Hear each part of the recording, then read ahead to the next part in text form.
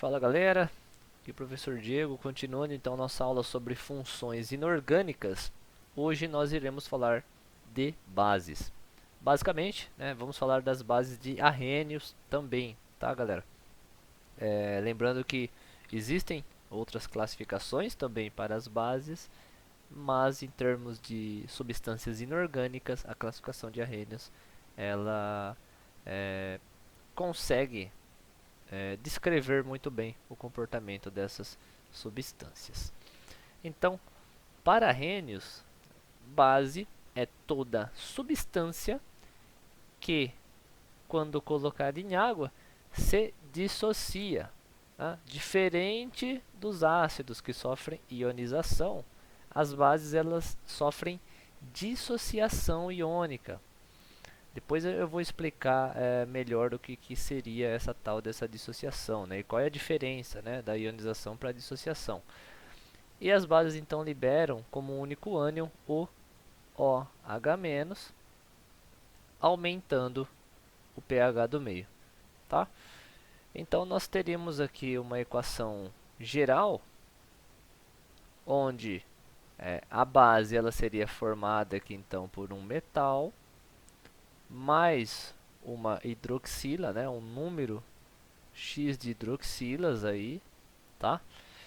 E esse número de hidroxilas equivale exatamente à carga do metal, ao NOx do metal.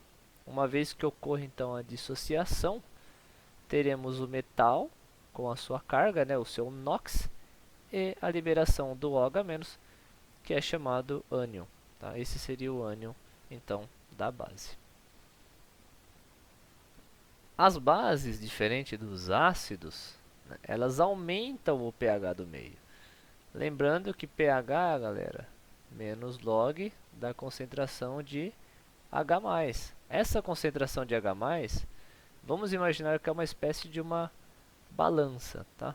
Se nós tivéssemos aqui uma balança,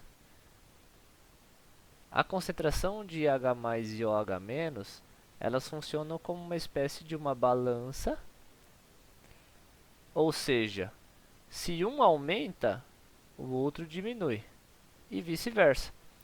No caso das bases, as bases, como elas liberam OH-, depois a gente vai estudar mais a fundo essa questão aqui desse equilíbrio, né, dessa alteração de pH. Como as bases elas aumentam a concentração de OH-, a concentração de H+ automaticamente diminui. Diminuindo a concentração de H+, nós temos um aumento no valor do pH, tá? Então, por isso que as bases, uma vez que você coloque uma base num sistema neutro, ela vai aumentar o pH desse meio, tá? Então, lembrando que os pHs alcalinos ou pHs básicos são pHs entre 7 e 14. Ok, pessoal? Entre as bases mais comuns, galera, nós temos o hidróxido de sódio, né, que é a famosa soda cáustica. É uma base extremamente forte e corrosiva, que é vendida no mercado e é utilizada na fabricação de sabões, né? Temos também o hidróxido de cálcio, ou também chamada cal hidratada, que é usada, muito empregada na indústria de construção civil, né, na construção civil. E o hidróxido de magnésio, também conhecido como leite de magnésio, que é um medicamento utilizado para neutralizar a acidez estomacal. Lembrando que o nosso ácido estomacal é basicamente ácido clorídrico, e aí depois a gente vai perceber que a reação entre o ácido clorídrico e o hidróxido de magnésio é uma reação de neutralização. Então, quando o estômago tem um excesso da produção desse ácido, nós sentimos a azia, e aí tomando leite de magnésio é possível neutralizar e diminuir os efeitos dessa azia. Beleza?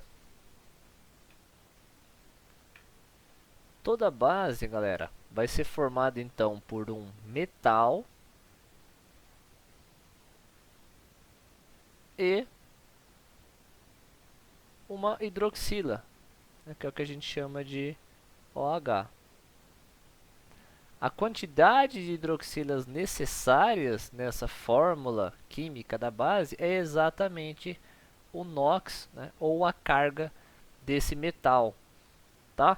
Lembrando aqui, né, que embora essa seja a fórmula geral das bases, existe uma exceção, que é o hidróxido de amônio, que é o NH4OH, que não é um metal, embora... deixa eu apagar ali, peraí. Ele não é um metal, né, então é um não metal, né? Embora da mesma forma ainda seja uma substância iônica. Então é interessante nós falarmos da questão do hidróxido de amônio e que todas as bases são substâncias iônicas, ok? Lembrando aqui, depois a gente vai ver, né, que a carga desse metal ela depende, né, da localização que ele está na família.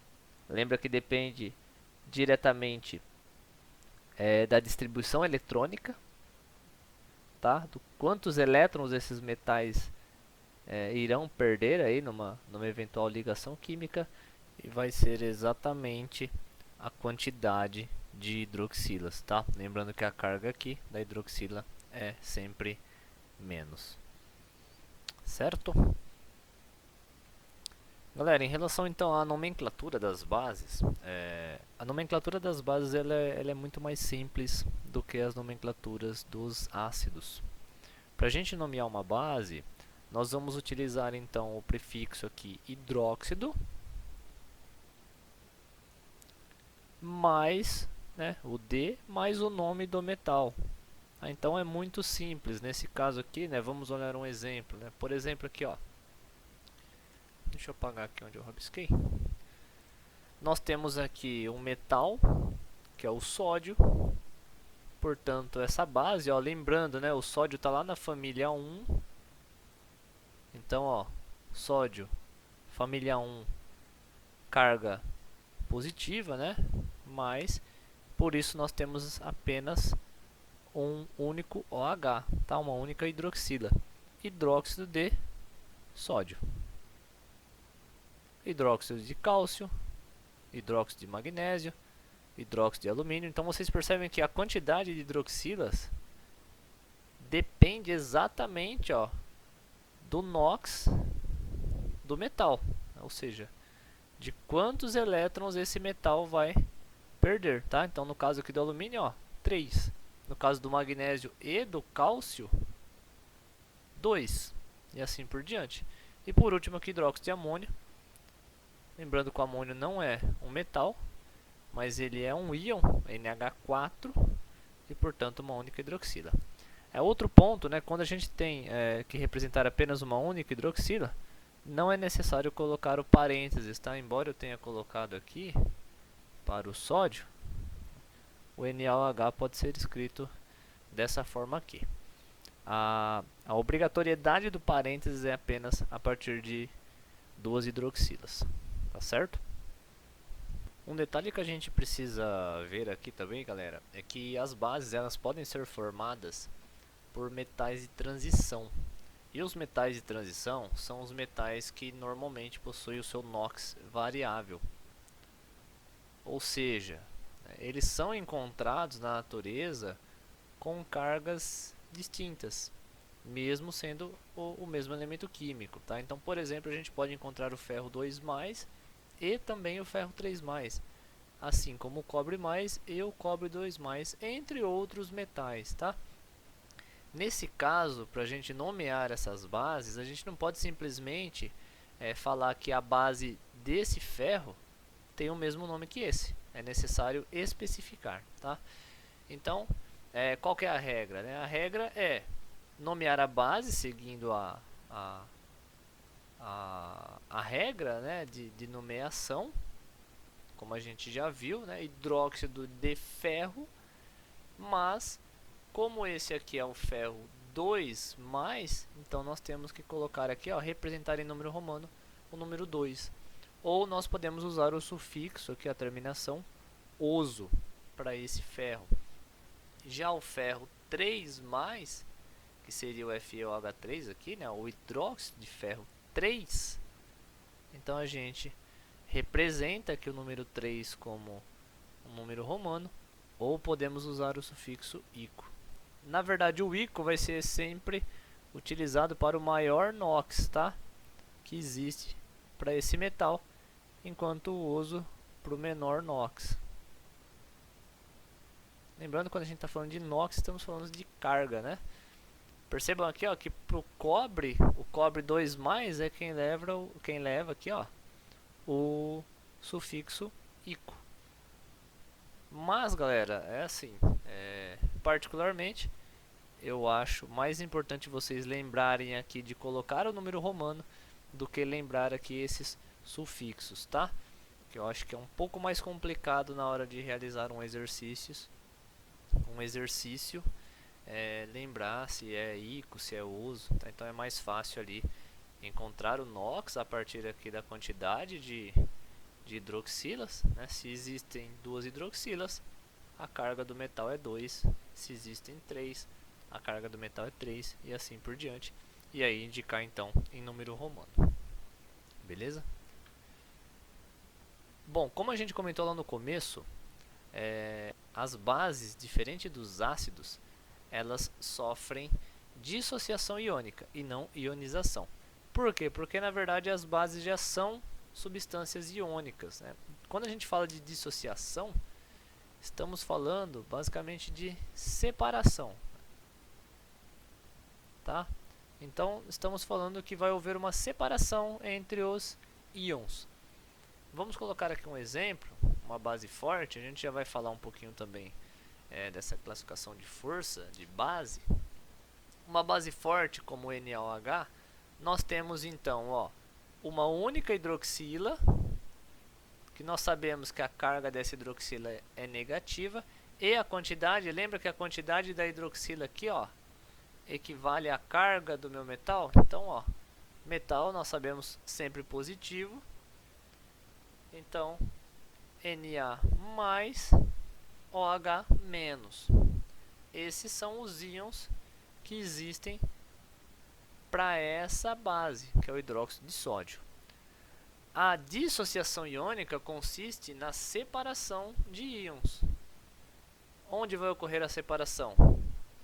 Entre o metal e a hidroxila. Nós sabemos que a base ela tem que produzir, né, liberar o OH-. Então, o Na, a espécie Na+, é liberada, assim como a espécie OH-. Nós temos então o metal como o cátion e a hidroxila como ânion, tá? Então, toda base inorgânica vai liberar OH-. Ok, pessoal? E aqui nós temos uma outra base, uma base fraca. Coloquei até o 2 aqui, ó, em vermelho para a gente identificar. Ó. Lembra que a partir desse 2 que nós vamos conseguir identificar aqui a carga então do metal. Separando então metal da hidroxila, nós temos o magnésio com a sua carga, 2+, mais 2 hidroxilas. Lembrando que no balanceamento é necessário colocar esse 2 aqui, ó. E essa flecha dupla representa que existe um equilíbrio químico aqui, tá? Depois a gente vai falar mais sobre isso. Então, ainda falando sobre a questão de força, né? Já que a gente comentou sobre força de bases, as bases fortes são aquelas. Lembra que quando a gente estudou ácido, nós falamos que a força de um ácido está diretamente ligada à sua capacidade de liberar H+, né? Então, um ácido, quanto mais H+, ele libera por molécula, mais forte.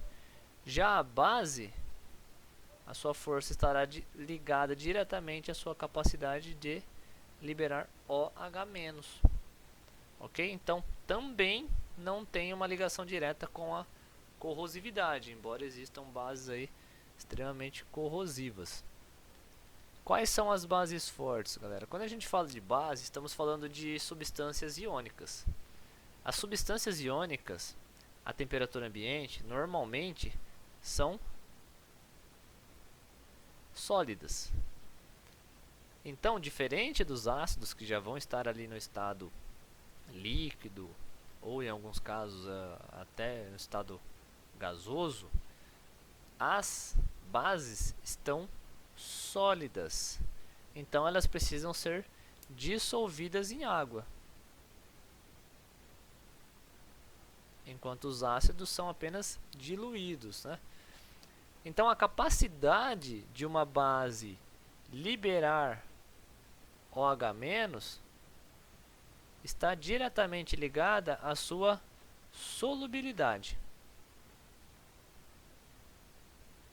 Portanto, quanto mais solúvel for a base, mais forte ela será. Então nós temos aqui, né, ordem crescente da solubilidade das bases. Então, primeiro, os metais alcalinos são extremamente solúveis. Os metais alcalinos terrosos já ficam aqui no meio, né, pouco solúveis, e os outros metais praticamente insolúveis. Com exceção aqui, ó, né, vamos colocar aqui os metais alcalinos terrosos, os praticamente pouco insolúveis, né, ou quase insolúveis, o hidróxido de magnésio e o hidróxido de berílio, tá? Não é a única exceção, tá, galera? Basicamente, o que vocês têm que anotar aí? Bases fortes.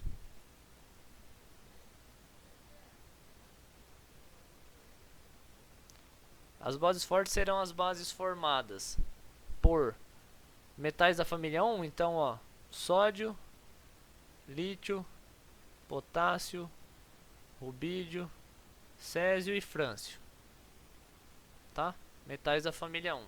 Deixa eu apagar esse R aqui, coloquei o R maiúsculo e o minúsculo.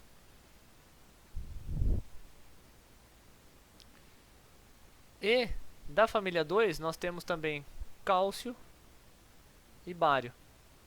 Essas são as bases fortes, galera. Bases formadas por esses metais. Todas as outras, qualquer outro metal, podemos considerar como bases fracas, tá?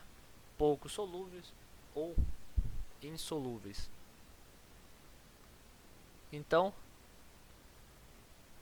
se vocês lembrarem que metais da família 1, cálcio e bário, são aqueles que formam as bases fortes, outros metais e também, né, a base de amônio, o NH4OH, também serão consideradas então bases fracas. Certo, galera? Já vimos então ácidos e já vimos bases. Chegamos então na reação de neutralização.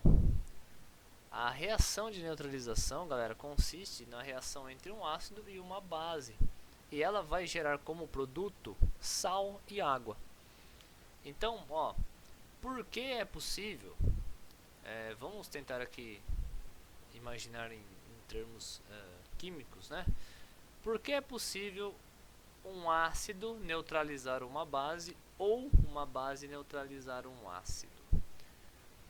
Lembra que os ácidos, eles liberam H+. A liberação de H+, né, o aumento da concentração de H+, faz com que o pH diminua. Nossa, que flecha horrível. Já as bases liberam OH-. O aumento da concentração de OH- acarreta na diminuição da concentração de H+, fazendo com que o pH aumente. Quando eu falei lá no começo que é como se fosse uma balança, né, se aumenta um, diminui o outro, é porque na verdade essas espécies aqui, ó, elas podem reagir. Se nós temos OH- com H+, nós temos água. E a água não altera o pH. Então, basicamente, né, o que acontece? Se você tem um meio que ele está ácido, com uma concentração grande de H+, vamos imaginar um meio aqui ácido com uma concentração grande de H+. Então, o pH desse meio seria um pH ácido. Lembrando, pH abaixo de 7. pH ácido. E aí nós inserimos então aqui nesse sistema uma base. Ou seja, inserimos OH-.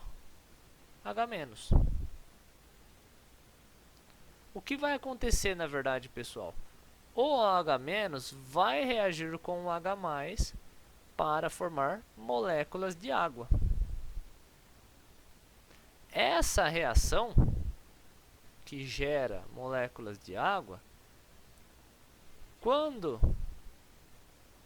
ela acontece, na verdade, o que ela está fazendo? Ela está diminuindo a concentração de H+.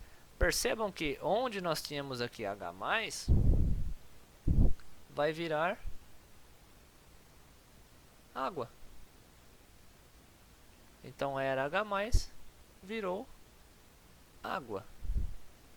Água não altera pH. Mas, como eu diminuí a concentração, né, a quantidade de H+ que existiam aqui, né, obviamente, galera, isso daqui é um exemplo grosseiro, né, mais para termos didáticos, né, mas vamos imaginar que existia aqui 4 H+. Eu coloquei 3 OH-, virou água, virou água, virou água e ó, ficou um H+ só. Se eu colocar mais um OH-, vou gerar aqui outra molécula de água. O que acontece com o meu pH? Não tem mais H+, só tem água. Meu pH, que era ácido, se torna neutro, vai a 7. Lá na frente a gente vai entender por que esse número 7. Tá? Mas vocês têm que entender o que aconteceu aqui. Uma neutralização. Tá? Uma neutralização total.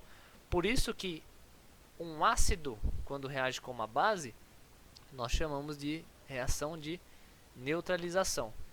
Porque eles são capazes, né? Na verdade, o íon H+ do ácido sempre irá reagir com o íon OH- da base para formar uma molécula de água. Eles se neutralizam, tá? Então, se fosse um outro exemplo, se o meio tivesse básico e a gente começasse a adicionar ácido, o mesmo iria acontecer, tá, galera? Então, na verdade, o que acontece é isso, tá? A reação de neutralização, ela ocorre dessa forma. Isso só para ficar um exemplo mais didático mesmo, tá? Uma coisa, algo mais visível. Deixa eu apagar tudo isso daqui. Então, pessoal, nós sabemos que uma reação de neutralização, ela vai gerar sal e água. Então, na hora de fazer a reação, eu vou colocar a reação completa aqui, mas na hora de fazer a reação, a primeira coisa que vocês vão colocar é a molécula de água, porque a gente sabe que é uma reação de neutralização. Então, eu já vou lá e já coloco a molécula de água. E o sal? A formação desse sal depende das cargas dessas espécies, do Na e do Cl. Então daí que vem a importância de duas coisas, né? Ou identificar já o elemento químico, onde ele está na tabela periódica e saber a sua carga. A gente viu isso lá em ligações químicas. Ou então identificar a partir aqui da hidroxila e do hidrogênio do ácido. Ó, lembrando, o hidrogênio de um ácido, ele é sempre positivo. E a quantidade de hidrogênios que eu tenho nesse ácido equivale à carga do meu ânion. No caso aqui, um hidrogênio, nós temos Cl-. Já aqui, ó, para as bases, lembra que o OH é sempre menos. Então, se eu tenho um OH só, a carga do sódio é mais.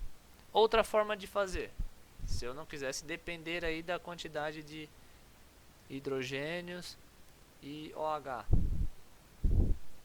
Ó, é só lembrar, o cloro está em qual família? Família 7. Precisa ganhar um elétron, carga menos. Então, o hidrogênio é mais. Sódio, família 1, perde um elétron. Então, o OH é menos. Lembrando que a gente sempre faz aquele cruzamento, tá? Que a gente aprendeu lá nas ligações químicas. Dessa forma, então, antes de formar o sal, o que vocês precisam fazer? Aqui, o sal será formado a partir do cátion, da base e do ânion do ácido. Isso sempre vai acontecer, tá, galera? Então, na fórmula química, primeiro vem quem tem carga positiva e depois quem tem carga negativa, ou seja, é do menos eletronegativo para o mais eletronegativo. E aí a gente faz aquele jogo de carga, né? Se o Na é mais e o Cl é menos, ó, mais com menos, zero, né? Ou seja, a proporção é 1 para 1. Por isso formou aqui NaCl. Certo? Vamos fazer um outro exemplo aqui rapidinho, que seja diferente desse. Vamos imaginar o seguinte. Deixa eu apagar aqui para me dar espaço. Vamos imaginar uma reação entre o ácido nítrico, então o HNO3, mais, vamos colocar a base de outra cor aqui, o hidróxido de ferro 3. Como que nós poderíamos completar essa equação, essa reação de neutralização? Primeira coisa, galera, nós sabemos que forma água, né? Então a água vai ser a primeira coisa que a gente vai colocar lá. Agora nós precisamos analisar a questão dos NOx, né? Das cargas. Aqui, ó, perceba que nós estamos falando agora de um oxiácido. Todo ácido vai liberar o H+, né? Então aqui nós temos um hidrogênio, quer dizer que a carga do restante aqui é menos. Já nesse caso aqui, ó, eu consigo identificar que se trata do ferro 3 pelo fato de ter 3 hidroxilas aqui, ó, na minha fórmula química, tá? E nós sabemos que o OH é menos. O H+ com o OH- gerou água. Certo? Então, ó, o H+ com o OH- gerou a molécula de água. Isso, beleza, nós já sabemos. Agora, a questão, galera... Nossa, deixa eu arrumar ali o hidrogênio que eu buguei aqui. A questão agora é saber o sal formado. Então, o que vocês vão fazer em relação ao sal? Vocês vão trazer essas espécies para cá com as suas respectivas cargas. NO3 menos. E aí a gente faz aquele jogo de cargas, né? Se o ferro é 3+ e o NO3 é menos, esse 1 vem para cá e esse 3 tem que vir aqui. Então fica Fe NO3 3, tá? Então só apagando aqui.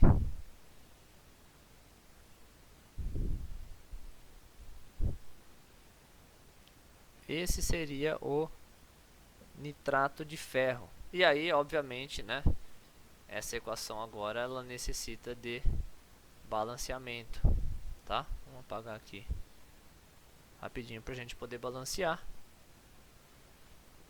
Como nós temos 3 nitrogênios aqui, ó, nós vamos colocar o 3 aqui. Vai ficar então, ó, 3 hidrogênios, 3 nitrogênios, 9 oxigênios. 9 oxigênios, mais 3 são 12. E hidrogênios nós temos aqui, ó, 3 mais 3 são 6. Podemos colocar o 3 aqui, tá? Vai ficar então 6 hidrogênios aqui, 6 hidrogênios aqui desse lado. Lembrando que quando a gente balanceia, estamos balanceando reagentes e produtos. Vamos ver isso mais em breve também em estequiometria. Ferro, temos um único átomo de ferro, um único átomo de ferro aqui. E oxigênio, 9 oxigênios aqui, mais 3 são 12. Desse lado aqui, 9 oxigênios, mais 3 são 12. Nossa equação está balanceada. Beleza, galera? Pessoal, então continuando aqui, vamos falar agora um pouquinho mais especificamente dos sais. Nós já vimos então que os sais eles são produtos de reações de neutralização. Eles são formados a partir da reação entre um ácido e uma base. Os sais eles serão sempre compostos iônicos, já que são produzidos a partir então da junção do ametal, que seria os ânions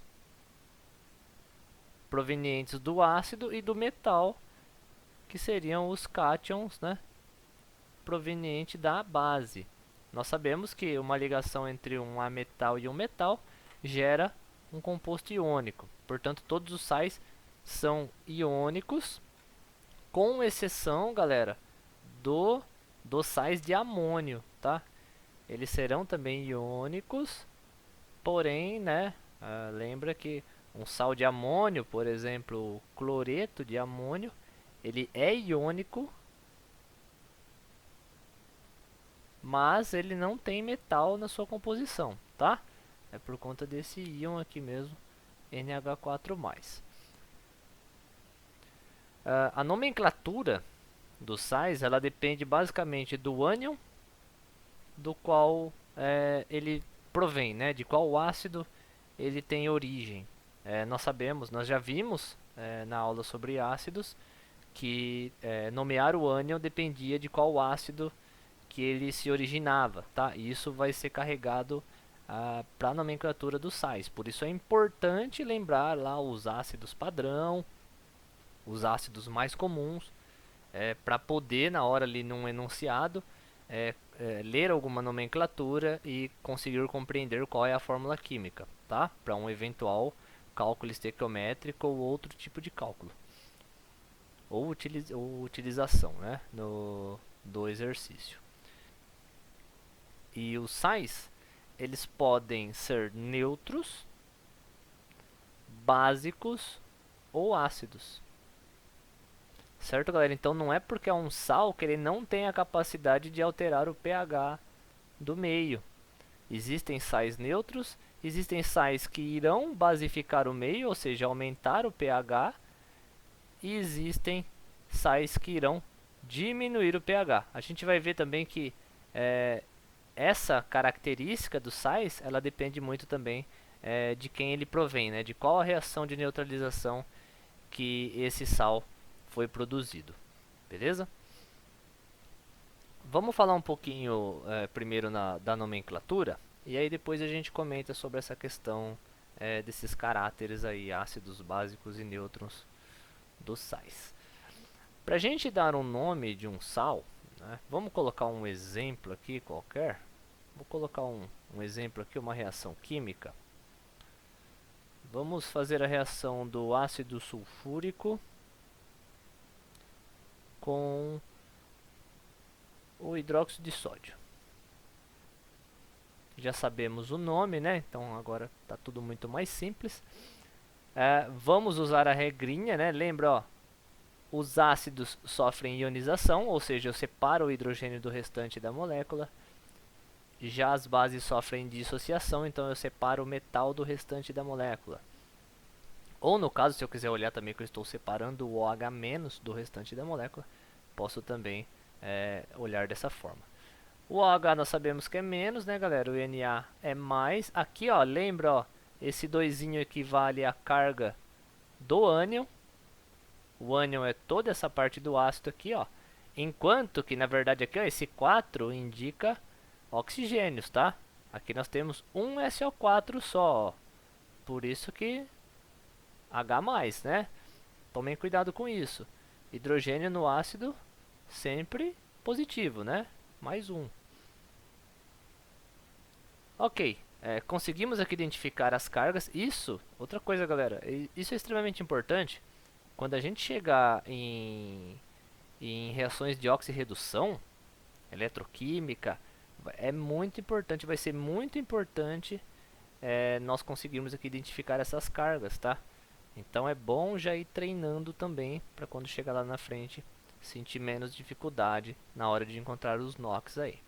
Beleza, vamos lá. Nós sabemos que reações de neutralização, elas geram água, né? Tá, e aí a gente tem então que imaginar qual é o sal formado. O sal então ele vai ser formado pela ligação do cátion da base com o ânion do ácido. Vamos trazer para cá, ó. Antes de colocar aqui, eu vou colocar aqui embaixo, ó. O sódio nós sabemos que ele é positivo e o SO4 ele possui uma carga de 2-. E aí a gente faz aquele cruzamento, né, pessoal? Esse 2 vem aqui, enquanto esse 1 viria aqui. E, portanto, o sal formado seria Na2SO4, tá? Sulfato de sódio. Depois a gente vai entender também porque é o nome sulfato. Beleza, né? Fizemos aqui a equação a reação de neutralização. Vamos balancear. Balanceamento a gente vai ver bastante ainda também, galera, tá? Lembra que o balanceamento ele consiste em ter a mesma quantidade de átomos de um elemento como reagente, como produto também, tá? Porque os átomos eles não são destruídos aí durante uma reação química, né? Então nós temos aqui, ó, 2 sódios aqui. Então vamos colocar o número 2 aqui. Deixa eu apagar para ficar mais visível para vocês. Vou apagar essa rabisqueira aqui agora. Só para ficar um pouco mais fácil para a gente estar balanceando, tá? Então, colocando, ó, 2 sódios aqui, eu coloco 2 aqui. Esse 2 multiplica todo mundo. Ficamos então, ó, vamos olhar o enxofre. O enxofre, um enxofre aqui, um enxofre aqui. Vamos para o hidrogênio. Aqui existem 2 hidrogênios, mais 2 são 4. Aqui só existem 2, então eu coloco 2, que vai multiplicar, vai ficar 4. Nós temos aqui então 2 oxigênios mais 4, 6. 4 oxigênios mais 2, 6. A equação está balanceada. Então, primeiro ponto, né? Saber completar ou realizar a reação de neutralização. Isso vai ser muito utilizado também quando a gente estiver trabalhando com titulações, tá? E segundo ponto, dar o nome para esse sal, né? Esse sal formado aqui. Como que a gente consegue nomear esse sal? Lembra que o sal, né, o ânion de um sal, ele provém de algum ácido. Então nós precisamos lembrar que ácido que é esse, né? Ou basicamente a terminação desse ácido. Esse daqui é o ácido padrão do enxofre, que é o ácido sulfúrico. Percebem que a terminação é ico. Então, ó, vamos relembrar aqui. Nós tínhamos lá os ácidos, né? Hídrico, ico e oso. E o ânion, quando o ácido terminava em hídrico, era eto. Quando terminava em ico, era ato. E oso, ito. Então, como ele termina em ico, aqui vai ser ato. Se ele é o ácido sulfúrico, o ânion aqui será o sulfato. E aí é só dar o nome do metal, né? Sulfato de sódio. Percebe então, galera, a importância da nomenclatura, né, do ácido para poder dar o nome para o sal. Ok? Sempre vocês vão ter que fazer essa reação de neutralização? Não. Se a gente pegasse, ó, vamos imaginar CaCO3. Qual é o nome desse sal? Eu vou imaginar assim, ó, o CO3 só poderia vir do H2CO3, que é o ácido... Opa, eu errei aqui. É o ácido carbônico.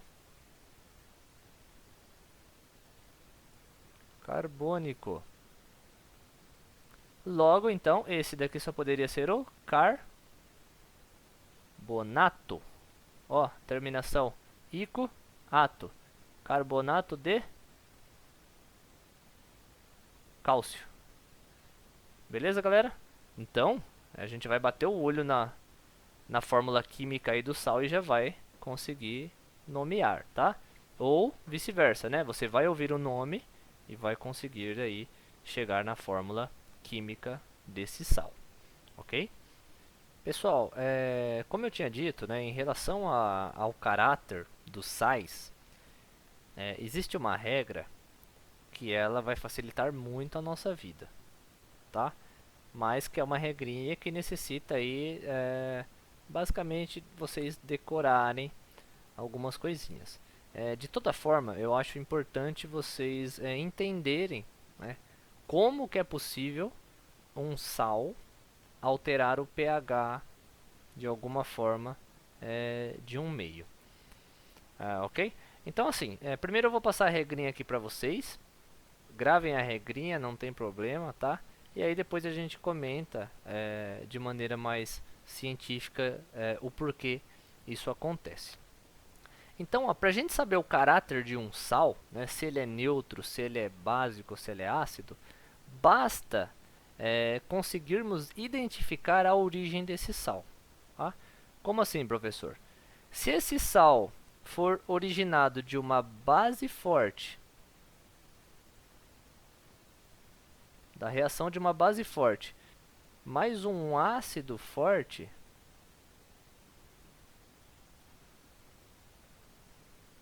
nós já vimos, né? Bases fortes e ácidos fortes. O sal será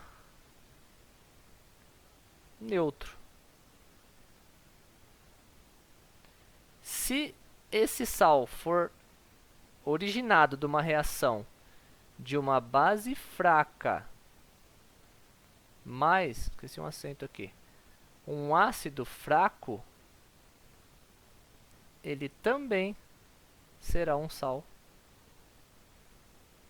neutro, tá? Ou seja, um sal que se você colocar num meio pH 7, ele não vai alterar o pH. Outro caso, se o sal for originado a partir da reação de uma base forte mais um ácido fraco, o sal resultante terá caráter básico. Ou seja, será um sal que irá aumentar os valores de pH do meio. E se ele for originário da reação de uma base fraca mais um ácido forte,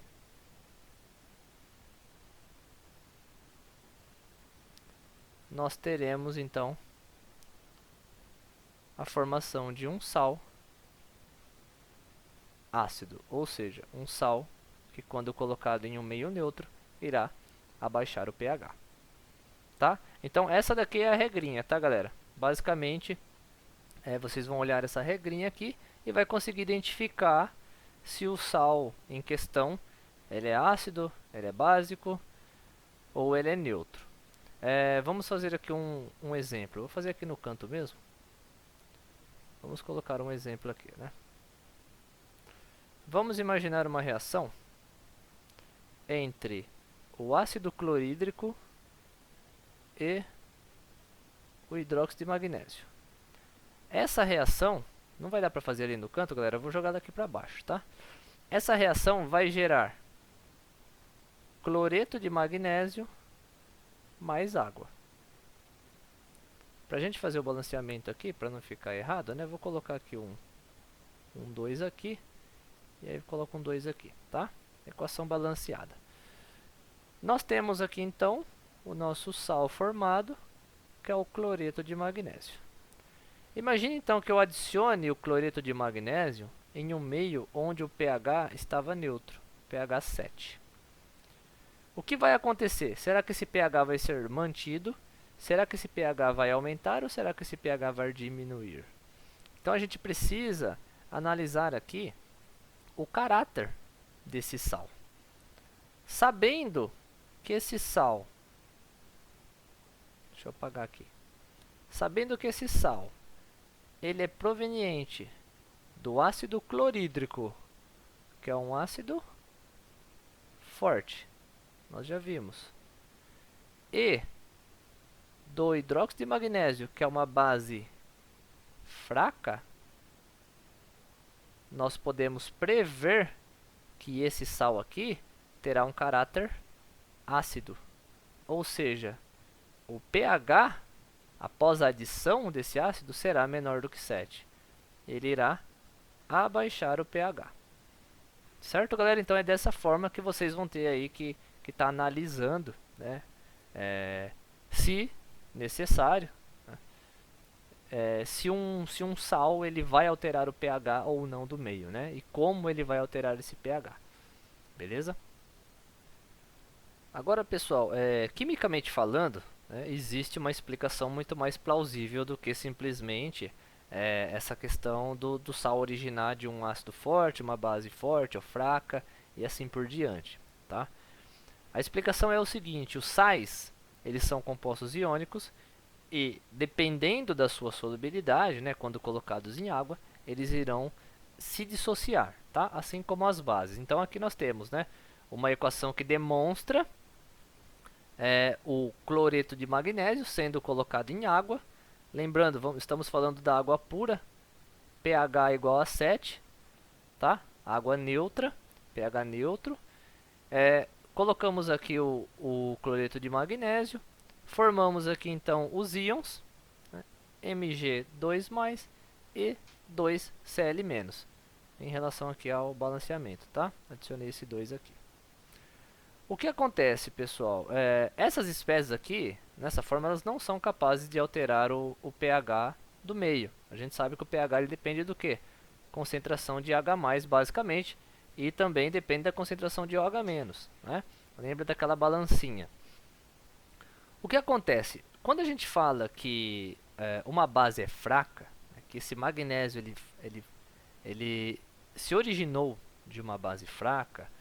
Lembra lá quando a gente falou de solubilidade das bases, que as bases pouco solúveis eram as bases fracas, né? As pouco solúveis e as insolúveis, porque a força de uma base está diretamente relacionada à sua solubilidade. Então, é isso que vai influenciar aqui, galera. Porque o que acontece, né? A solubilidade, vamos pegar primeiro aqui o ácido clorídrico. Quando eu expliquei lá na aula de ácido, sobre a força do ácido, né, a gente colocou o exemplo como ácido clorídrico. Eu comentei com vocês que o Cl- ele é uma espécie muito estável. Dessa forma, tá? Obviamente, galera, Cl- vai estar solvatado por moléculas de água, tá? Nós já sabemos que existem todas as interações aqui, tá? Então, essas interações aqui conseguem estabilizar essa espécie aqui, ok? Ok, então o Cl- ele é muito estável dessa forma, então ele não encontra-se com necessidade de voltar a reagir com H+, para voltar a ser ácido clorídrico. Isso não acontece. Por isso que quando a gente coloca moléculas de ácido clorídrico em água, praticamente todas se transformam em H+ e Cl-, tá? Então, a força do ácido está diretamente ligada à estabilidade dessa espécie aqui em solução. O mesmo acontece para as bases. Se a gente fosse fazer a ionização, a dissociação iônica, né, da base, a dissociação iônica completa do hidróxido de magnésio, nós teríamos isso daqui, ó. Mas o que acontece é que o magnésio 2+, ele não é tão estável nessa forma quanto o cloreto. Isso quer dizer o quê? Quer dizer que parte do magnésio irá querer reagir com alguma outra espécie para voltar a ser hidróxido de magnésio, porque nessa forma aqui ele é mais estável. A sua estabilidade é maior nessa forma, na forma iônica, do que na forma da espécie Mg2+. Então, galera, o que vai acontecer? Como nós não temos OH-, né, naquela reação, esse OH- não está presente, nós temos água. O magnésio, o Mg2+, vai reagir com a água, uma reação que a gente chama de hidrólise, tá? Toda reação com água é chamada de hidrólise, e vai voltar a ser MgOH2, tá? Só que quando isso acontece, quando o magnésio volta a ser hidróxido de magnésio, né, na forma que, lembrando que essa forma aqui estaria sólida, tá, galera? Na forma sólida, por isso que o leite de magnésio é um negócio, vocês percebem que é uma suspensão, né? Se vocês tiverem a oportunidade de olhar o leite de magnésia, ele já tem essa aparência de leite exatamente por não ser muito solúvel em água, né? Parece um leite grosso, né? Algo mais viscoso. Por quê? Porque existem várias partículas que estão sólidas exatamente por conta disso, né? E nessa reação irá ocorrer a liberação de H+, tá? Se a gente for balancear aqui a equação, vamos colocar aqui, ó, 2, né? E aqui 2. O que acontece então é basicamente isso, galera. A reação, a hidrólise do magnésio 2+, pelo fato de ser uma espécie instável em solução, faz com que ele reaja, né, então, com a água, uma reação chamada de hidrólise.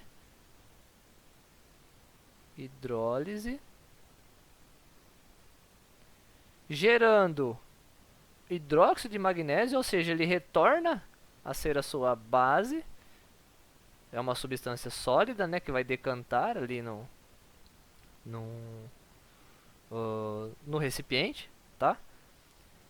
E liberando então H+, o que vai acontecer? Com o aumento da concentração de H+, nós temos uma diminuição do pH.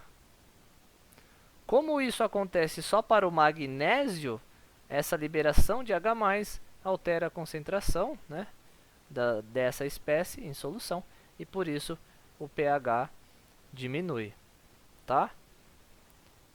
Espero que tenha dado para vocês entenderem aí, tá? É um dos exemplos, tá, galera? Pra gente não focar tanto nessa questão aqui, depois a gente pode comentar mais sobre isso, mas assim, para vocês entenderem de maneira química o que realmente está acontecendo, tá? Então, nesse caso, nós usamos um exemplo aqui de uma reação de um sal proveniente de uma base fraca e de um ácido forte. O mesmo aconteceria se fosse uma base forte e um ácido fraco. Quem sofreria hidrólise seria o ácido, tá, pessoal? E aí liberaria então OH-. Por isso, quando a base é fraca e o ácido é fraco, os dois sofrem hidrólise e aí, na verdade, eles se neutralizam e não ocorre alteração do pH. Porque um vai liberar H+, outro vai liberar OH-, e no final das contas acaba dando na mesma. Tá certo, galera? Então isso foi mais assim, para que vocês tenham o conhecimento, né, de que não é algo automático, existe então um conceito químico envolvido por trás, né, do porquê a gente pode simplesmente olhar para o sal e ver que ele vem de uma base fraca e de um ácido forte e já afirmar então que esse sal será, portanto, ácido. Beleza, galera? Então a gente finaliza a nossa aula de hoje por aqui. Na próxima aula a gente fala de óxidos, que foi a única função inorgânica que ficou faltando. Vai ser uma aula bem breve. E vamos ver se a gente faz alguns exercícios de Unesp, Unicamp, FUVEST já na próxima aula. Vou ver se eu seleciono alguma coisa aqui pra gente estar podendo treinar. Beleza, galera? Um abraço a todos então. Até mais.